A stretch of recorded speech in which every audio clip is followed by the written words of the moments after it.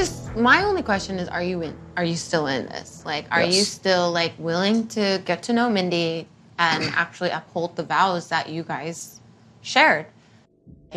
Hey guys, and welcome back to Little Black Book. We're here talking to you guys about Married at First Sight, episode 8, I believe. If you're new to the channel, make sure you like, share, subscribe, click on that bell button for all the notifications of the uploads, baby. And for those of you who are returnees, baby, you already know what it is. It's the mineral gang. Mineral gang. Listen, you ain't got the minerals, baby. Yo ain't got the minerals, baby.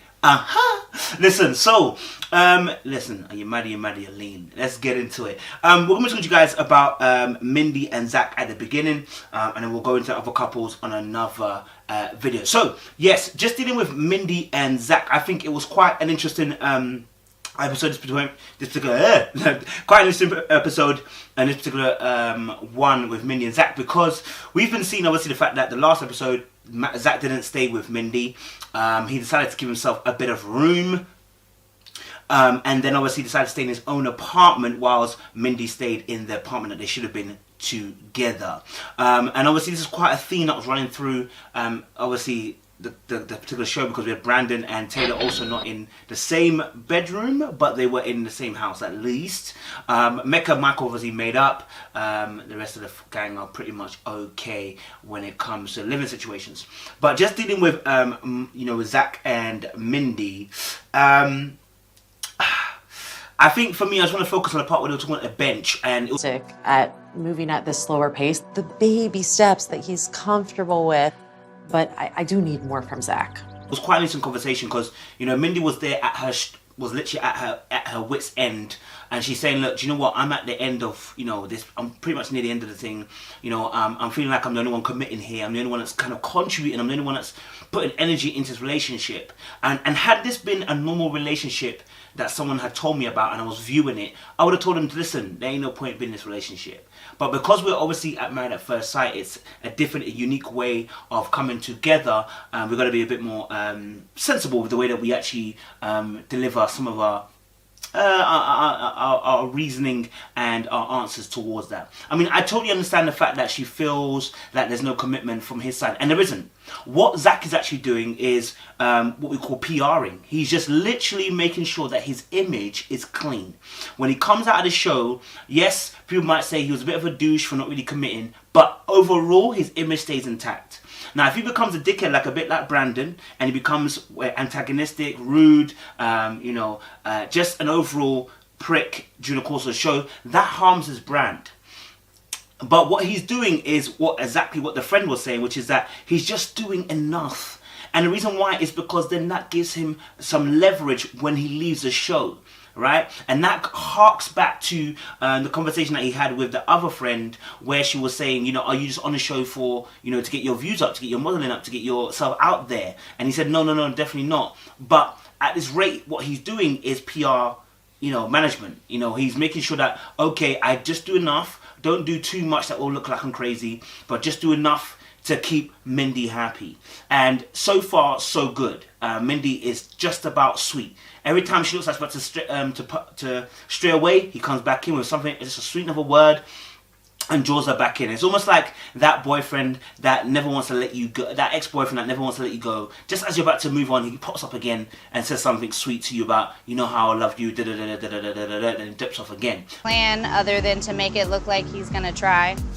I don't trust him at all. I don't trust him to protect her. And that's exactly what Zach is doing. And we see that with later on, even when, he says to her, look, I'm still in this commitment. Well, if you're still in this commitment, let's see it. Because one of the reasons why he's saying what he's saying is that, I'm trying to build that friendship with you. That obviously there's no attraction there. And I want to just stumble upon this point again, which is that I've said it and I'll say it again.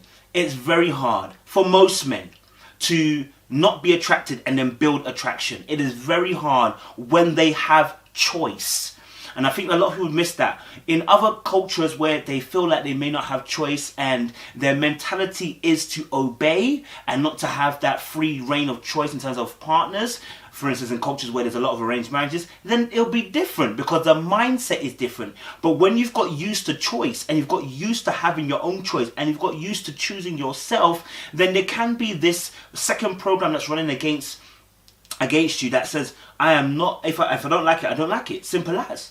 And so what you see from Zach is that he's just not attracted to her, and unfortunately, because there's no attraction there is no desire to push down that boundary. It's not that it's not possible, it's that there is no desire to push past that boundary to actually make this more physical and more real for Mindy in this to getting to know you stage. And therefore, what we call in a self-realization, there's three things, which is that it's a self-realization or self-actualization, where either one, people often try to move towards people to make them feel accepted and loved. People try to be against people, antagonistic, to claim power and control, or they move away from the person so that they can have independence and perfectionism because they only trust themselves. And what we're seeing from Zach is the third. I mean, he's moving away from her.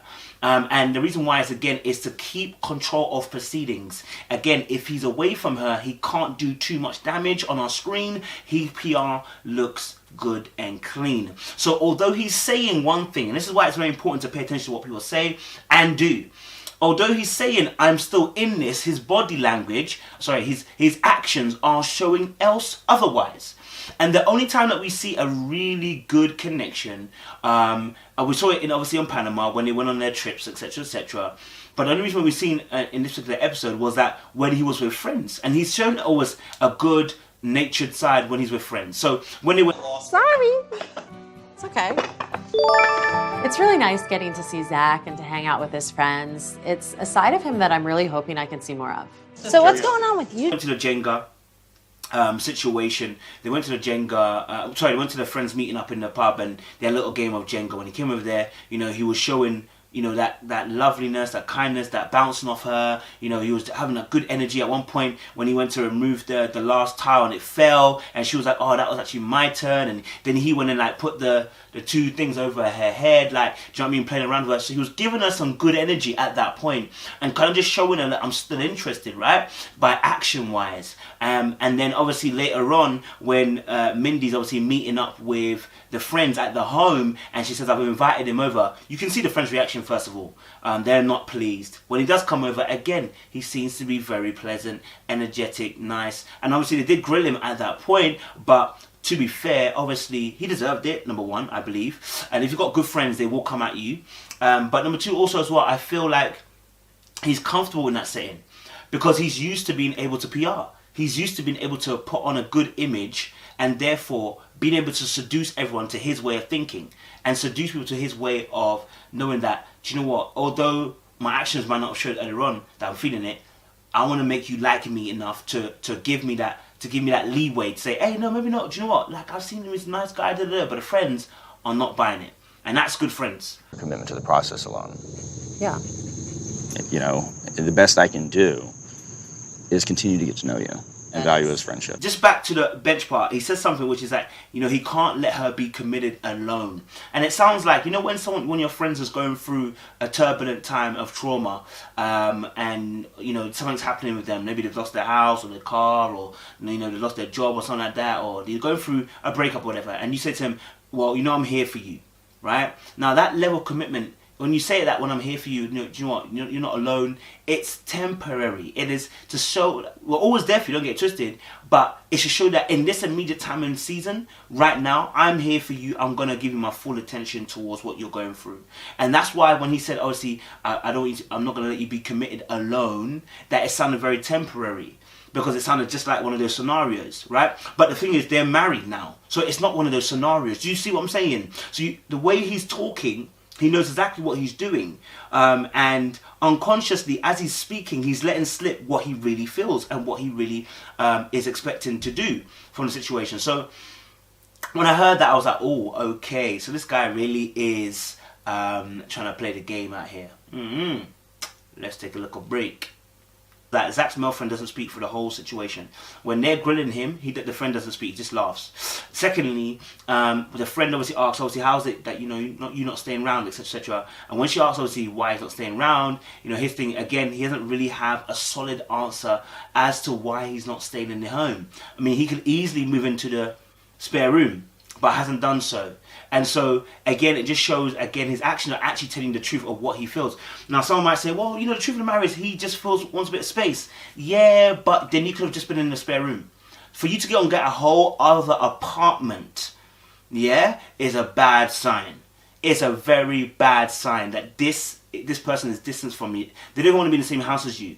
Like, either they want to move mad, or they just can't stand the sight of you. And it's just real, and I just can't be in the presence as you. Do you know what I'm saying? I have to keep on looking at you. I have to keep thinking what I'm having to do. Do you know what I'm saying? So he's chosen a completely different house, which is a few, like 10 minutes away from the house from hers. Like, what's the point? Do you feel what I'm saying? And then he obviously makes a statement about how, you know, I made a statement about the fact that his routine, you know, it's that I think it was with the boys. We mentioned about the fact that, you know, people have been asking him, saying he doesn't look right, etc, etc. Again, just trying to feed that narrative that not everything's 100%, do you feel me? And that he's really trying. He ain't really trying. He ain't really trying, if I'm honest. He ain't really trying. He can't. He doesn't find her attractive. And this is the whole point. If you don't find her attractive, he's not going to really want to try. Simple as. Yeah? It's like eating food that you really don't like. Like, I don't like that food and you want me to eat it. I don't want to eat it. Simple as, I don't want to eat it. If I have choice, I don't want to eat it.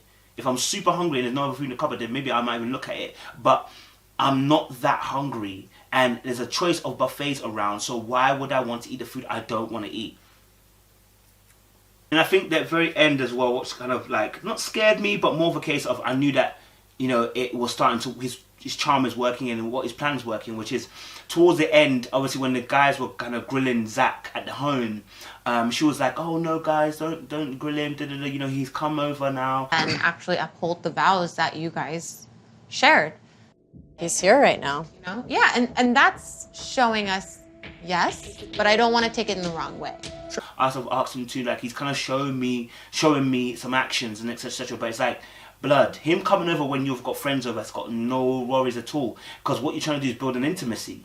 Like, this is why I said it's not a friendship, it's an intimacy. We're not trying to build friendships, we're in a marriage, we're trying to build intimacy. And that comes through, yes, conversation and time, but that quality time is not through corporateness, it's through solitude. And so the Bible says, go into the secret room.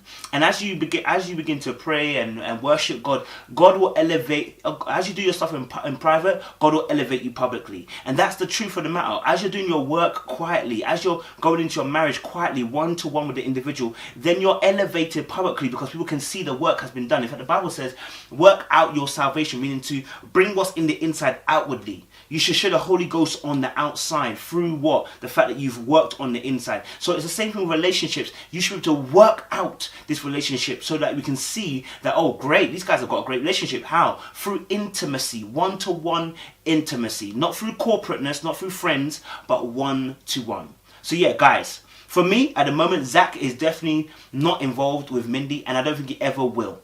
I think the fact that he doesn't find her attractive is not changing, friend or no friend. But yeah, guys, make sure you like, share, subscribe. Click on down below and leave a comment as well. Hey, and guys, you already know what time it is, baby. You already know what time it is. Little black work, you know what time it is. Yeah, yeah.